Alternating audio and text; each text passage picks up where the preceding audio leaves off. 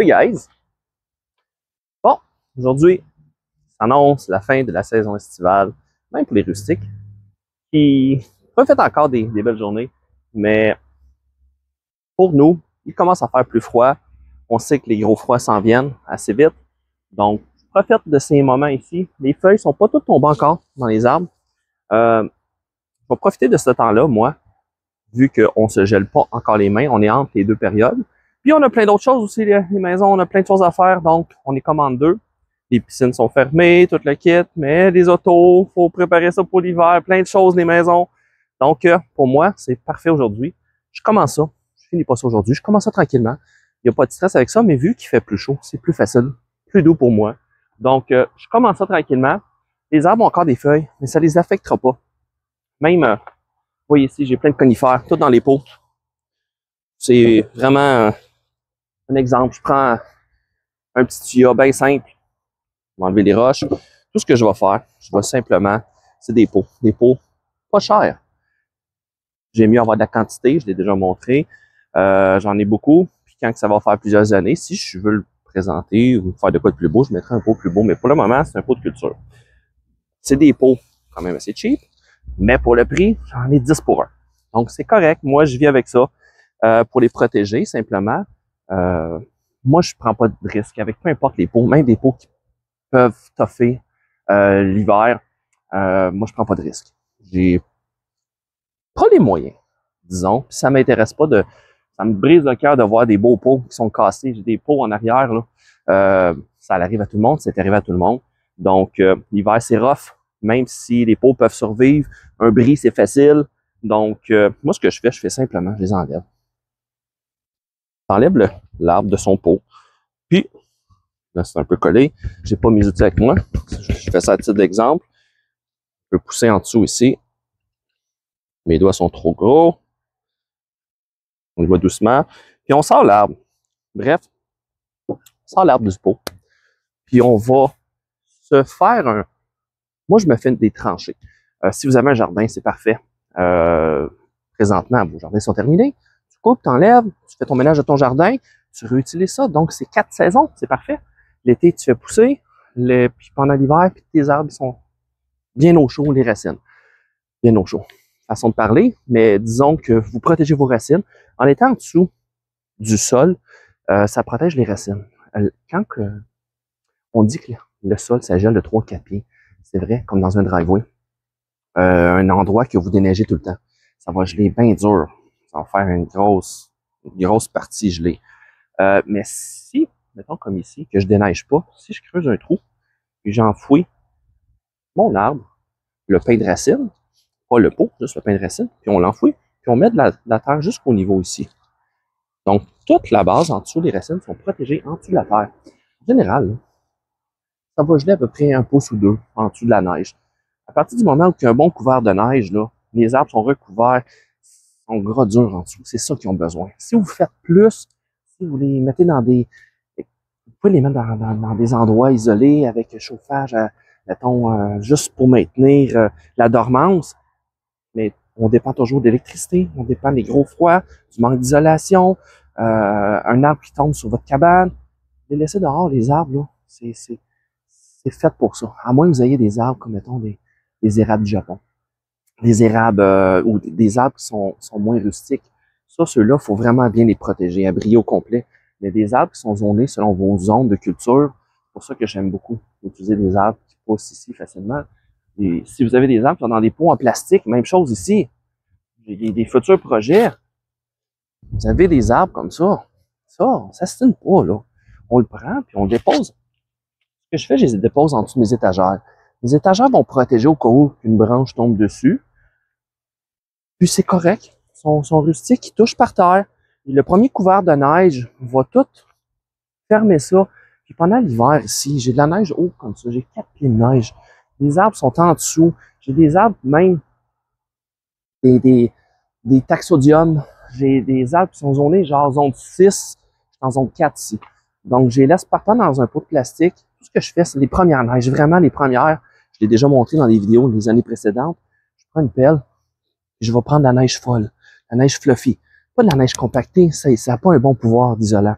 Donc, je prends la petite neige fluffy, puis je vais abrier au complet ces arbres-là. Même le feuillage, c'est le best. Vous pouvez tous les abrier. Vous pouvez mettre un cône à rosier. Mais le meilleur isolant, c'est celui qui est gratuit, c'est la neige. C'est juste qu'il faut qu'on en ait. Si on n'en a pas au début de l'hiver, puis qu'on pogne un -20, les arbres, ils n'aiment pas bien ça. Donc, aujourd'hui, je vais vous montrer ça un petit peu comment je fais.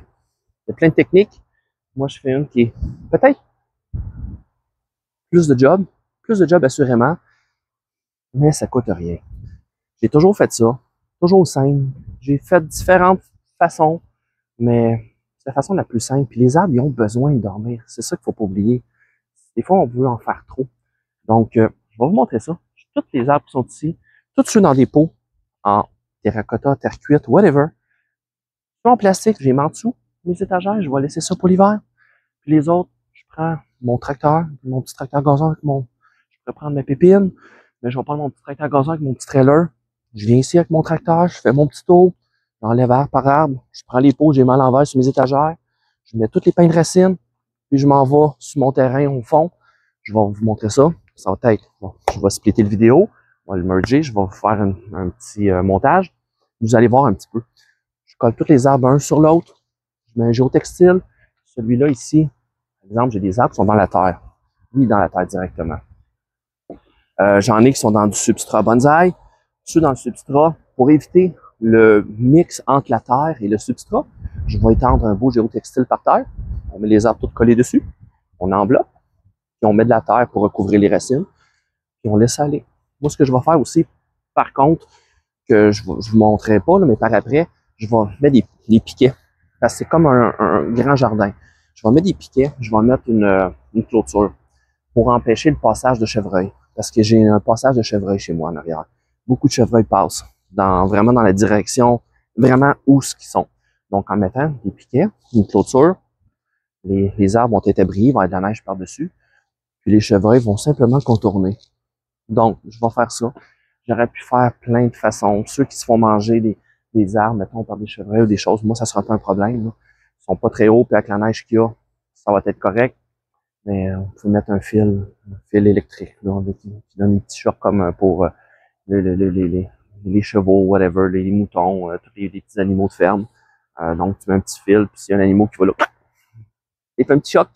C'est pas drastique, mais assez pour pas qu'ils reviennent. Donc, c'est un autre petit truc. Il y a plein de façons de faire. Donc, je vais faire ça avec vous autres. Puis, je vais commencer par la première étape, moi ici. Je vais dépoter. Je fais pas tout aujourd'hui. J'en fais un petit peu aussi. Prendre l'avance sur la saison parce que ça va être la période des Yamadori. Je ne sais pas encore si je vais aller en collecter. Je vais peut-être faire des projets à la maison ici. J'ai des arbres à collecter sur mon propre terrain. Donc, des Yamadori, mais à moi. Je n'irai pas prendre un arbre en pleine nature, lui enlever de son environnement. J'en ai plusieurs. J'ai des mélèzes. J'ai un mélèze que j'ai laissé pousser en terre sur mon terrain en avant. Donc, laisser pousser, tailler. Un arbre gros comme ça, à peu près haut comme ça, tranquillement, pas vite. J'ai donné des formes. Puis, il va être prêt éventuellement. Si c'est pas cette année, ça va être l'année prochaine. Je suis pas pressé. J'ai du chia, j'ai plein d'arbres. Donc, c'est à voir. On va voir avec le temps que je vais avoir aussi. C'est souvent ça qui vient diriger combien d'arbres que je fais à l'automne. Donc, c'est pas mal ça. Donc, je fais ça avec vous autres. Et après ça, ben, je vous passe, on switch la vidéo à la partie où ce que je rempote puis que je vais enterrer sur mon terrain. Donc, suivez-moi.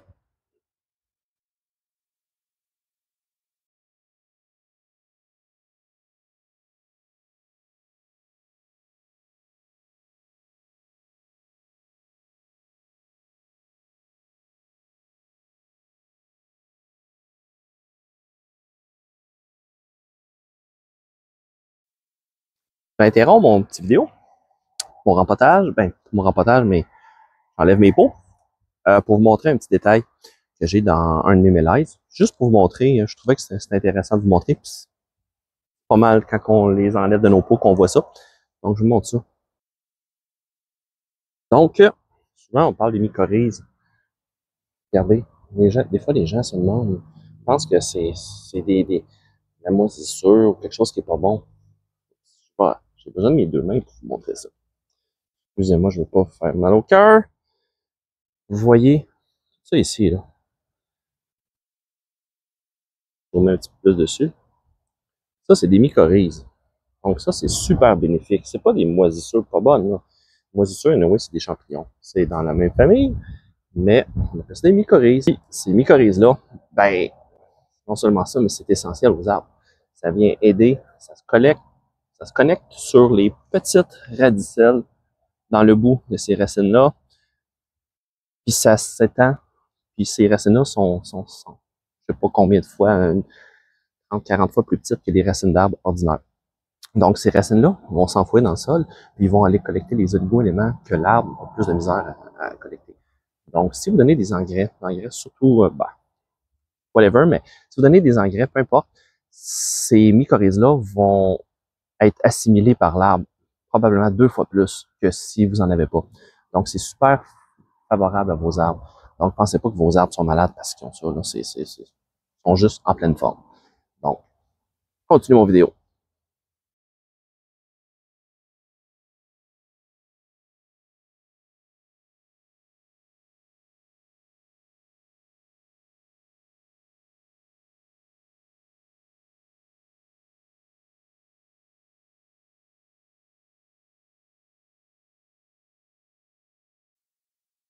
Bon, premier batch.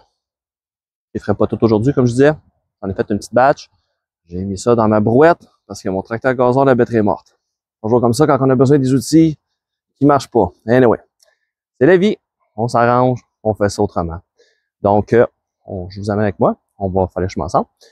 Puis, je vous allez voir où ce que je mets mes arbres en dormance. Donc, vous voyez, je fais juste aligner mes pots ici. J'en ai juste une petite sélection. Je ne les ai pas toutes faites encore. Ça a brassé beaucoup hier. Beaucoup de vent. Beaucoup d'arbres. Vous voyez, les pots sont tous par terre. Plein d'arbres. Regardez ça. Tout couché. Des futurs projets. Rhododendron que j'ai déraciné. J'ai enlevé pour faire de la place, mettre des nouvelles étagères, rediviser. Donc, vous voyez un petit peu. L'endroit où j'ai déjà fait un jardin. Donc, j'ai déjà amené une première batch de mélèzes. Que vous voyez ici, ils sont tous empilés, bien simples. Les pots, les modules de racines sont tous bien compacts. C'est sec, donc j'ai tout empilé ça. C'est l'endroit où je vais mettre mes arbres. Donc, je vais vous montrer un petit peu. Là, mes mélèzes, ils sont poussent dans la terre, dans le substrat organique. Donc, une taille légère, perlite, avec du peat moss, donc assez légère. Donc, ceux-là, je vais tout simplement les déposer par terre, puis mettre une petite couche de terre par-dessus. On va abrier les racines, puis je vais faire des rangées, tout coller les pots, pas les pots, mais les pins de racines ensemble. On abrie tout ça. Ensuite, je vais faire la même chose, vous montrer, pour des arbres avec un géotextile. Donc, géotextile, bien simple. Ça coûte 3 piastres. Faites ça chez Canac encore, toujours moins cher. Donc, on déroule ça à terre. On met nos arbres avec notre substrat. Tu sais, si vous avez de la pumice, que ça coûte quand même assez cher, comme ça disent. Là. Donc, si vous avez, je sais pas moi, 25 arbres là, avec de la pumice, vous alignez ça, vous mettez ça dans la terre. Après ça, au printemps, vous ramassez ça. C'est mélangé avec la terre. C'est pas très beau, pas très propre. Donc, si on veut faire une belle job, métal, géotextile, on les aligne toutes. On fait la même chose, puis on recouvre. Le géotextile, le rouleau, il est plus large. Donc, on recouvre avec, ou on en met un autre par-dessus, simplement. Donc, moi, habituellement, je les recouvre. Puis après ça, on met de la terre. Par-dessus ça, la terre se mélange pas. Donc, c'est mon petit truc, c'est la manière que je fonctionne cette année. Donc, je vous montre ça.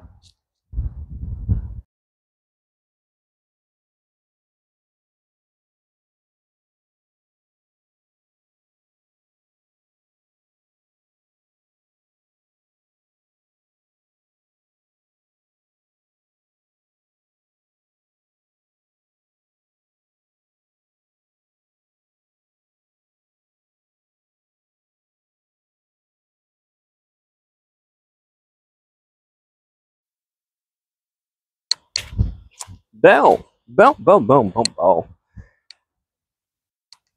Vous avez vu, guys, c'est pas très sorcier. Faites ça simple. On aligne ça. Je vais essayer de les placer un peu par espèce. Donc, vous voyez, mélèze, épinette, épinette naine, épinette ordinaire. Mais tuyas, ici, c'est un mix d'un peu de tout. Donc, l'important, c'est simplement de ne pas prendre des gros motons. Vous avez vu, quand je prenais ma pelle, des fois, j'ai cassé. Quand on a des gros motons, si la tête est un peu glaiseuse, donc, elle a été mixée avec du fumier, ainsi de suite, mais elle est quand même assez dense. Donc, quand on pogne les motons, on n'en veut pas. Les cas, vous avez vu à la main, je suis venu les positionner, m'assurer qu'il n'y a pas de poche d'air, parce que c'est tout des pots, des pins de racines ronds, ça crée un beau centre vide dans le centre. Donc, c'est pour ça que j'ai envoyé de la terre de chaque côté, pacté ça. Puis après ça, avec ma pelle, je suis venu en mettre un petit peu par-dessus. Puis après ça, j'ai secoué un peu le feuillage pour que ça descende. Puis à la main, je suis venu juste tenter ça un petit peu. Tu sais, bien simple. On s'assure juste qu'entre les arbres, on met de la terre entre, qu'il n'y a pas de poche d'air. Parce que sinon, l'air rentre, ça fait sécher les racines. On a des belles surprises au printemps. Donc, on fait ça correctement. C'est pas très long. Vous avez vu, j'ai fait ça avec vous autres. Bien simple. Pas de roche. Donc, ça, c'est pour la partie facile. Après ça, on peut faire aussi, si vous avez des variétés qui sont moins rustiques. Mettons comme un érable du Japon. L'érable du Japon, ceux-là ici, il n'y a pas de problème. Un peu n'importe quoi. Tout ce qui est ici est rustique. Donc, il faut juste protéger les racines. La partie aérienne, même s'il est à l'air, il va survivre à moins 30. Pas de problème. Un érable du Japon ne survivra pas. Donc, ce qu'il faut faire, soit qu'on enterre le pin de racine et qu'on protège par-dessus. Souvent, les gens vont faire des boîtes. Il y a différentes façons. Des boîtes en styrofoam, on peut prendre un cône arrosier. Les cônes arrosiers, il faut les mettre tard et les enlever de bonne heure. Parce qu'on ne veut pas d'effet de serre à l'intérieur. Donc, on ne met pas un cône arrosier présentement. On met ça à partir du moment où la température est gelée tout le temps. Et à partir du moment où ça commence à avoir du soleil, là, être chaud au printemps, là, aussitôt qu'on peut les enlever, qu'ils sont plus pris dans la glace, on enlève ça le plus tôt possible. Donc, c'est un peu ça. C'est souvent l'erreur des gens qui font. Ils peuvent perdre leurs arbres parce qu'ils les mettent tôt pour les protéger, mais ils font une erreur sans le savoir. Ils essaient de les surprotéger, puis ça fait un effet contraire. Ça fait un effet de serre. Donc, la chaleur vient provoquer soit une dormance plus tard. Quand il arrive un gros -20, ben, c'est là le problème. Donc, ça, c'est pour ceux-là. Ensuite, si vous avez des arbres, comme je disais, les érables du Japon, vous pouvez les protéger. Moi, cette année, ce que je vais faire, je vais prendre simplement, il faut juste utiliser un peu notre système D, puis comprendre un petit peu comment sont les choses.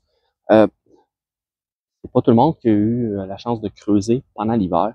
Mais quand on creuse en plein hiver, on peut savoir, tous ceux qui ont déjà tenté vont savoir creuser pour peu importe, pas juste pour les bonsaïs, creuser pour une fondation, creuser pour d'autres choses. Vous savez que ça gèle pas en dessous de la terre. Donc, tu as juste une petite galette d'à peu près 2 pouces qui gèle, surtout quand tu as un gros couvert de neige. C'est sûr que si je déneige ici, puis je pars comme dans un driveway, comme j'expliquais, ça va geler bien profond. Donc, en partant de cette conclusion-là, moi, je vais prendre un vieux back Rubbermaid qui est craqué dans le fond. Donc, c'est un probablement que j'aurais acheté. Ce que je le ferai pas avec vous, parce que ça ne me tente pas de faire ça à pelle, surtout que j'ai une pépine en arrière de vous autres. Donc, je vais faire ça à pépine. Si je ne peux pas faire ça avec ça. On s'entend, on fait ça à main. Pépine, je vais creuser un trou, un peu plus creux que le bac, puis je vais mettre mes arbres dedans. À la dernière minute, pas présentement. On va faire ça quand je vais voir qu'il annonce des températures plus fraîches que -10. -10, là, c'est les températures le plus froid. Donc, on ne laisse pas un arbre sur une étagère à -10. Donc, c'est les températures maximales. De toute façon, même présentement, les arbres, on devrait tous les prendre et les mettre au sol. Donc, ils bénéficient anyway de l'humidité du sol. Les arrosages, on n'a plus besoin. Presque plus besoin. Ça se peut qu'il fasse chaud plusieurs jours en ligne, mais si vos arbres sont par terre, arroser du matin, de la nuit, là, fait que vous n'avez pratiquement plus besoin d'arroser. Donc, ce que je vais faire, je vais simplement faire un gros trou, mettre un gros bac Rubbermaid, c'est un gros bac que j'ai, qui est craqué dans le fond, ce qui fait que s'il y aurait de l'eau, ben l'eau s'évacuerait. Donc, je vais enfouir ça dans le sol avec le couvercle, mettre un peu de terre par-dessus. Si je voudrais vraiment être sûr, je pourrais mettre un petit styrofoam par-dessus, mettre de la terre. Puis j'oublierais ça jusqu'au printemps. Puis l'affaire qui arrive, faut faire ça quand les feuilles sont toutes tombées, quand ils sont vraiment en dormance. On fait ça dernière minute, comme je disais, pas tout de suite. Ça va aller probablement au mois de novembre. Là, on est le 12, je ne me trompe pas, 12 octobre. Donc, pas avant le mois de novembre, même mi-novembre. Donc, à partir du moment où c'est complètement endormi, puis que les journées sont sous zéro tout le temps, pratiquement sous zéro, c'est le bon moment. Donc, les arbres sont en complètement dormance. Il n'y a plus de feuilles. S'il reste des feuilles, on les coupe. On les arrache pas. On les coupe toutes. On met ça en dessous de la terre. On abrise ça. On réveille ça au printemps. Donc, c'est pas mal ça que je vais faire. Je vais même faire un test cette année avec un érable de burger. Donc, j'ai un érable de burger que je vais laisser en dessous de la terre parce que j'ai plus de serre froide. Mon garage est converti pour les mets tropicaux. Donc, on parle d'un arbre encore moins résistant qu'un érable du Japon. Donc, on va mettre ça en dessous de la terre. Des calicarpas, des choses comme ça, qui tolèrent pas nos hivers québécois ici, pas chez moi en tout cas. On met ça. On peut enfouir ça. Juste enfouir le pot complètement. J'ai plein de petites boutures. Je vais faire ça ici à côté. Je vais vous montrer après, tout de suite après. J'ai des arbres que comme je vous ai expliqué, on va mettre un géotextile pour pas mixer les substrats. Puis la petite partie qui est en avant ici, ça va être tous les petits arbres qui sont plus sensibles. Comme j'ai expliqué du calicarpa, j'ai plein de variétés des choses, des tests que je pousse les limites. Donc ceux-là, je vais les enterrer, les pots complets. Ceux qui sont vraiment trop à l'extérieur de leur zone de rusticité vont aller dans les gros bacs. Un bac, peut-être deux, peut-être trois bacs, je vais voir. J'ai plein de bacs ici. Donc on va enterrer ça au complet. Puis on va attendre au printemps. On va voir le résultat au printemps, comme moi. On espère que ça va être correct, mais ça devrait être correct en principe. Donc, c'est ça. Pour cette année, c'est comme ça. L'année prochaine, peut-être projet justement d'avoir un genre de gros frigidaire, donc cabanon isolé, qu'on garde ça sous zéro, mais on empêche les gros froids, donc quelque chose comme -5 qu'on garde. Donc, je me relève. Aïe, aïe, aïe, avant de plus avoir de jambes. Donc, c'est ça. Donc, je vais faire ça. Je vais vous montrer la prochaine partie. On va le faire directement. Même pas d'hyperlapse. On le fait direct. On va faire ça live. Donc, on prend simplement un géotextile.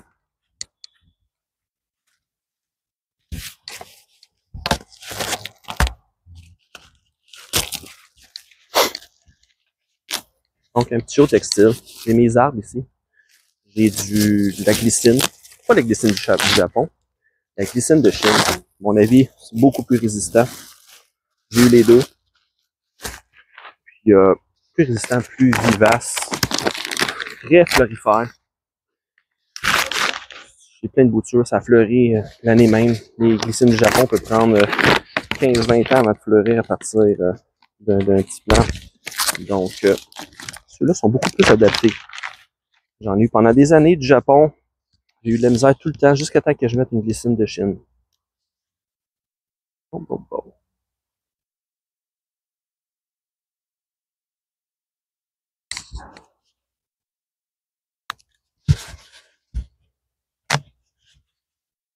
Donc, on va faire ça simple, vous allez voir.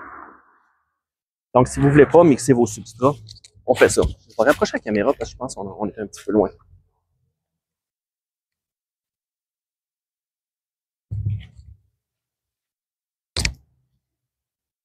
Et un petit ajustement. Désolé.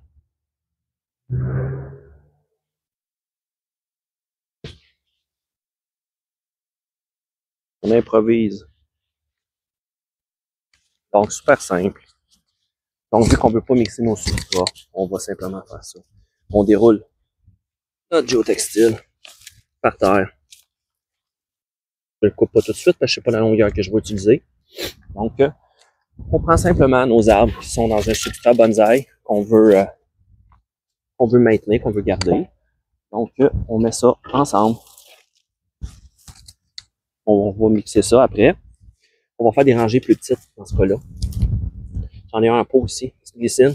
Je vais les mettre avec les autres, juste pour ne pas les perdre, les éparpiller. J'en ai une grosse ici. Oups, que je vais enterrer juste le pot.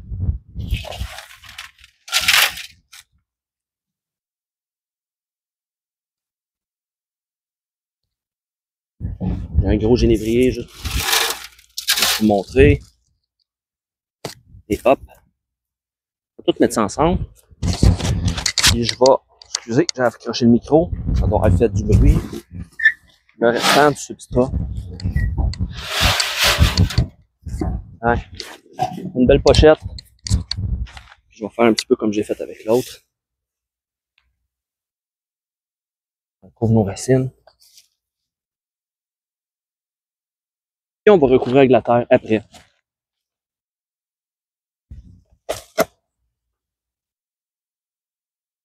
Donc c'est pas très sorcier.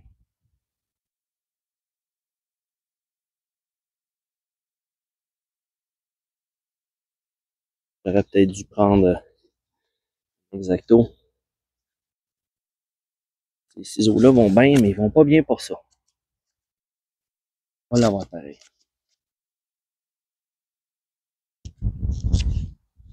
Et hop. Donc, tout ce qu'on fait, c'est bien simple. Juste remplir ça comme ça. On ramène ça par-dessus. On recouvre. Simplement pour protéger notre substrat. Pas le mixer.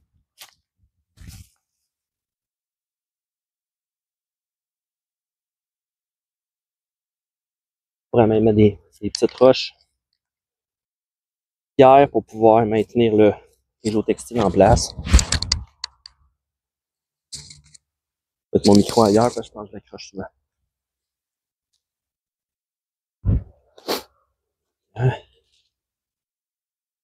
Mettre des petits tapons de terre. On va tenir ça ensemble.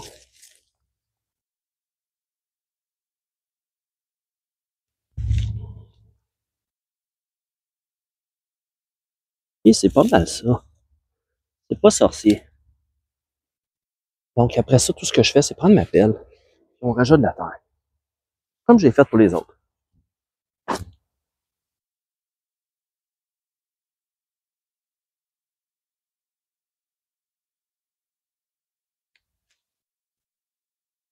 Enfin, je sauve ça. C'est assez long de même. Donc tout ce que je fais, ça va être la même chose que j'ai fait pour les autres. On met de la terre tout le tour. Puis c'est tout. À part ça, vous avez des arbres sensibles. Exemple, cette glycine-là, je peux la laisser par terre. Elle est rustique. Sinon, vous creusez un trou à la hauteur du substrat, ici. Vous enfouissez ça. Vous laissez ça de même. C'est tout. Donc, c'est pas mal ça pour, justement, pour la manière d'hiverniser mes arbres, moi, cette année. Donc, je vais vous montrer ça. Puis, si vous avez des questions encore, gênez-vous pas. Je suis là pour répondre aux questions. Puis, j'essaie de répondre du mieux que je peux. Il y a plein de façons de faire. Ça, c'est la mienne que je vous partage. Donc, une façon de faire qui coûte rien. Pratiquement rien. Donc, ben, sur ça, on s'est 5 balles. Salut!